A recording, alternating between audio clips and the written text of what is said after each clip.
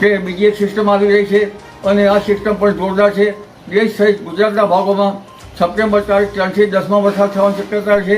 નમસ્કાર મિત્રો, સ્વાગત છે તમારું ગુજરાત ખબર ચેનલમાં. ગુજરાત પર વાવાઝોડાનું સંકટ તોળાઈ રહ્યું હતું, પરંતુ હવે તેને લઈને ગુજરાતના લોકો માટે સારા સમાચાર આવ્યા છે. સાથે જ હવે ગુજરાતમાં વરસાદે વિરામ લીધો છે. ત્યારે આવનારા દિવસોમાં ફરી એકવાર વરસાદના નવા રાઉન્ડને લઈને સૌથી મોટા સમાચાર સામે આવ્યા છે. બંગાળની ખાડીમાં વધુ એક લો પ્રેશર સિસ્ટમ બની છે, જેના કારણે આવનારા દિવસોમાં ફરી એકવાર રાજ્યના વિસ્તારોમાં ભારેથી અતિ ભારે વરસાદ પણ વરસી શકે છે. તે સિવાય જો વાત કરવામાં તો જાણીતા હવામાન નિષ્ણાત અંબાલાલ પટેલ દ્વારા પણ આવનારા દિવસોમાં કેવો વરસાદ રહેશે તેને લઈને મહત્વની આગાહી કરવામાં આવી છે. સાથે જ આજે રાજ્યના કયા કયા વિસ્તારોમાં ભારે વરસાદ વરસશે અને આગામી દિવસોમાં પણ કેવું વાતાવરણ રહેશે એ તમામ માહિતી વિશે વિડીયોમાં આગળ વાત કરીશું, તો છેલ્લે સુધી જોતા રહેજો. તે પહેલાં તમે મારી ચેનલમાં નવા છો તો ચેનલને સબસ્ક્રાઈબ કરી લેજો, જેથી મારા આવનારા તમામ વિડીયોની માહિતી તમારા સુધી પહોંચી શકે. મિત્રો, હાલ રાજ્યના વિસ્તારોમાં વરસાદનું જોર ઘટ્યું છે. છેલ્લા 24 કલાકમાં ગુજરાતના માત્ર 68 તાલુકાઓમાં જ વરસાદ વરસ્યો છે, જેમાં સૌથી વધારે વરસાદ માત્ર કચ્છના મુદ્રામાં 1 ઇંચ વરસાદ નોંધાયો છે, જ્યારે બાકીના તાલુકામાં અડધા ઇંચ અને તેથી ઓછો વરસાદ પણ નોંધાયો છે. તે સિવાય જો મિત્રો વાત કરવામાં આવે તો છેલ્લા 3-4 દિવસમાં રાજ્યના વિસ્તારોમાં ભારે વરસાદ વરસ્યો છે, જેના કારણે ખેડૂતોના ખેતીના પાકોને પણ મોટું નુકસાન થયું છે. મેળાની નુકસાની બતાવવામાંથી મીડિયા જો હવે નવરી થઈ હોય તો ખેડૂતોના ખેતરના હાલ પણ દેખાડી દેજો. જોકે કેટલાક ખેડૂતોના તો આખા વર્ષ બગડી ગયા છે. અહીંયા તમે વિડીયોમાં જોઈ શકો છો તે મુજબ ખેડૂતોના પાકોને ભારે નુકસાન પણ થયું છે. જોકે ખેડૂતો દ્વારા સરકાર દ્વારા તાત્કાલિક સર્વે કરીને સહાય ચૂકવવામાં આવે એવી માંગણી પણ કરવામાં આવી રહી છે. તે સિવાય જો મિત્રો વાત કરવામાં આવે તો ગુજરાત પરથી હવે વાવાઝોડાનો ખતરો પણ ટળ્યો છે. કચ્છને સ્પર્શીને આ વાવાઝોડું નીકળી ગયું છે. જોકે હવે આ વાવાઝોડું ગુજરાતથી દૂર ચાલ્યું ગયું છે. ડીપ ડિપ્રેશન ચક્રવાતમાં તો ફેરવાયું, પરંતુ ગુજરાતમાં નહીં ટકરાય. ચક્રવાત હવે પાકિસ્તાનના કરાચી થઈને ઓમાન તરફ ફંટાવાની શક્યતા છે. જોકે હાલમાં આ વાવાઝોડું 300 કિલોમીટરથી પણ આગળ ભુજથી પશ્ચિમ તરફ આગળ વધ્યું છે. ચક્રવાત અસનાને લઈને હાલ અરબી સમુદ્રમાં 90 કિલોમીટર પ્રતિ કલાકની ઝડપે પવન પણ ફૂંકાઈ રહ્યો છે.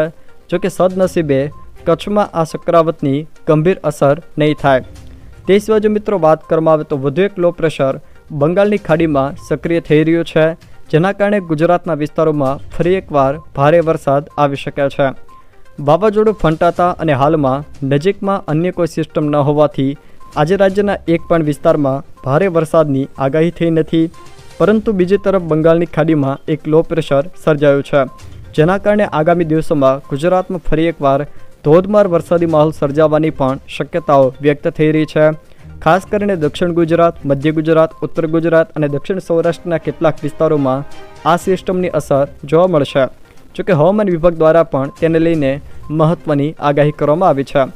અહીંયા તમે જોઈ શકો છો તે મુજબ આજે ખાસ કરીને કચ્છના કેટલાક ભાગો, જ્યારે ગીર સોમનાથ, પોરબંદર, જૂનાગઢ, બોટાદના કેટલાક ભાગો, રાજકોટના કેટલાક ભાગો, ભાવનગરના કેટલાક ભાગો, જ્યારે દક્ષિણ ગુજરાતમાં વડોદરા, ભરૂચ, સુરત, નવસારી, તાપી, ડાંગ અને વલસાડ આ જિલ્લાના છૂટાછવાયા વિસ્તારોમાં હળવોથી મધ્યમ વરસાદ વરસે એવી શક્યતા છે. જ્યારે બનાસકાંઠા અને સાબરકાંઠાના સરહદી વિસ્તારમાં પણ કોઈક સ્થળે આજે હળવાથી મધ્યમ વરસાદની શક્યતાઓ રહેલી છે. જોકે આજે ભારેથી અતિ ભારે વરસાદની કોઈ શક્યતાઓ નથી. તે સિવાય મિત્રો વાત કરવામાં આવે તો હાલ જે લો પ્રેશર બંગાળની ખાડીમાંથી આવી રહ્યું છે, તેના કારણે ફરી એકવાર ગુજરાતના વિસ્તારોમાં વરસાદનો જોર વધે એવી શક્યતાઓ છે. ખાસ કરીને આ સિસ્ટમની અસર અહીંયા તમે જોઈ શકો છો તે મુજબ તારીખ 1, 2 અને 3માં મધ્ય ગુજરાત, દક્ષિણ ગુજરાત, ઉત્તર ગુજરાત અને સૌરાષ્ટ્રના કેટલાક વિસ્તારોમાં જોવા મળી શકે છે. જોકે ખાસ કરીને આ સિસ્ટમની અસર દક્ષિણ ગુજરાતના વિસ્તારો તેમજ સૌરાષ્ટ્રના વિસ્તારોમાં વધુ જોવા મળશે. જોકે લાંબા ગાળા સુધી આ સિસ્ટમની અસર જોવા મળી શકે છે. જોકે ગઈ સિસ્ટમની જેમ આ સિસ્ટમમાં ભારેથી અત્યંત ભારે વરસાદની કોઈ શક્યતાઓ નથી, પરંતુ છૂટોછવાયો કોઈક સ્થળે હળવોથી મધ્યમ વરસાદ તો કોઈક સ્થળે ભારે વરસાદ વરસતો રહેશે. તે સિવાય જો વાત કરવામાં આવે તો જાણીતા હવામાન નિષ્ણાત અંબાલાલ પટેલ દ્વારા પણ હજુ વરસાદ શરૂ રહેશે એવી આગાહી કરવામાં આવી છે. છેલ્લા એક અઠવાડિયા કરતાં વધારે સમયથી મેઘરાજા ગુજરાતને ધમરોળી રહ્યા છે. તેવામાં હવામાન નિષ્ણાત અંબાલાલ પટેલનું પણ કહેવું છે કે હજુ પણ ગુજરાતમાં થોડા દિવસો વરસાદ શરૂ રહેશે. ખાસ કરીને તારીખ 2 થી લઈને 10 સપ્ટેમ્બર દરમિયાન રાજ્યના વિવિધ વિસ્તારોમાં વરસાદી ઝાપટા શરૂ રહેવાની શક્યતા તેમણે વ્યક્ત કરી છે. તેઓએ કારણ જણાવતા જણાવ્યું હતું કે બંગાળની ખાડીમાં સર્જાયેલી સિસ્ટમ તેનું કારણ હશે, એટલે કે હજુ આગામી 15 દિવસ સુધી રાજ્યમાં વરસાદી માહોલ રહે એવી શક્યતાઓ છે.